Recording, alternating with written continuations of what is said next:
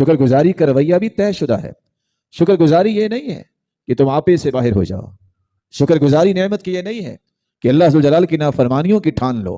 शुक्रगुजारी ये है, रसूलुल्लाह सल्लल्लाहु अलैहि वसल्लम को जब भी कोई खुशी मिलती, वो अल्लाह के सामने सजदा रेस हो जाते, वो अल्लाह की इबादत में आगे बढ़ते। और दूसरी रिवायत में आता है, रसूलुल्लाह सल्लल्लाहु अलैहि वसल्लम जब इस कदर तहज्जुद पढ़ते, क़याम करते, आपके पांव सूज जाते, आपके पांव फट जाते, खड़े हो के। सईदा आयशा पूछती है, या रसूल अल्लाह, अल्लाह के रसूल आप इतनी इबादत क्यों करते हैं? आपको तो अल्लाह जुल जलाल ने कितना मकाम अता किया है, आपके तो अगले पिछले गुनाहों को अल्लाह ने मुआफ किया हुआ, आप जैसी हस्ती तो कोई नहीं है। तो जवाब दिया था उन्होंने, आयशा, जब मुझे मेरे मालिक ने सबसे आला बनाया है तो मेरा शुक्र भी तो पूरी कायनात से आला होना चाहिए। रसूलुल्लाह सल्लल्लाहु अलैहि वसल्लम ने ये शुक्र का अंदाज पेश किया है।